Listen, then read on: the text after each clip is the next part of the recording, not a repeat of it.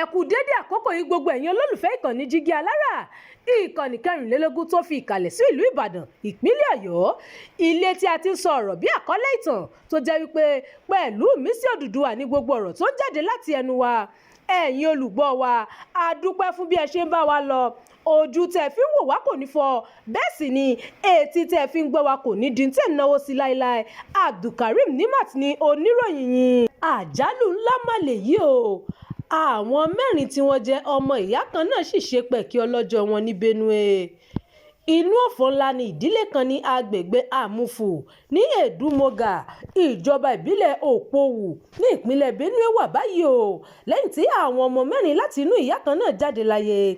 Gẹ́gẹ́ bí ìròyìn náà ṣe sọ, gbogbo wọn kú láàrin ọjọ́ díẹ̀ lẹ́yìn tí wọ́n ṣàjọpín ohun mímu ẹlẹ́rìndòdò tí mọ̀lẹ́bí bàbá wọn kan fún wọn. Bàbá àwọn ọmọ náà sọ pé ọkùnrin kan tí orúkọ rẹ̀ ń jẹ́ Anthony Adam ló ń kọjá lọ ló sì fún àwọn ọmọ náà ní ẹlẹ́rìndòdò mu. Ó ní òun kò sí nílé nígbà tí ìṣẹ̀lẹ̀ náà wáyé. Lẹ́yìn ọjọ́ 2 sí 3, àwọn ọmọ náà bẹ̀rẹ̀ sí ní ṣàìsàn. Ó kọ́kọ́ gbé ọ̀kan nínú wọn lọ sí ilé ìwòsàn, ṣùgbọ́n nígbà tí ó padà sílé láti gbé àwọn ìyókù, ó rí i pé àwọn náà ti bẹ̀rẹ̀ sí ní ṣàìsàn. Bàbá náà sọ pé bí òun ṣe ń wá ìrànlọ́wọ́ kiri tí òun jálàmbá pa ọmọ kan kú, lẹ́yìn náà àwọn méjì míì tún kú, àti pé ní ọ̀sán ọjọ́ kejì ọmọkùnrin àkọ́bí òun náà tún papòdà. Ìṣẹ̀lẹ̀ náà ti dá ìbànújẹ́ ńlá sí ẹbí àti ará àdúgbò lọ́kàn o. Anthony Adam àti ọmọ rẹ̀ sọ pé àwọn kò mọ̀ bí ọ̀rọ̀ náà ṣe jẹ́. Gbogbo bí ọ̀rọ̀ náà bá ṣe ń lọ, a ó máa mú wá sétí gbọ̀yìn. Ìròyìn fún ti àkókò yìí kò ní jù báyìí lọ. Ẹ má gbàgbé láti tẹ̀lé ìkànnì yìí. Ẹ máa bá wa pín ká kí ẹ sì fi èròǹgbà yín sí abala àríwísí.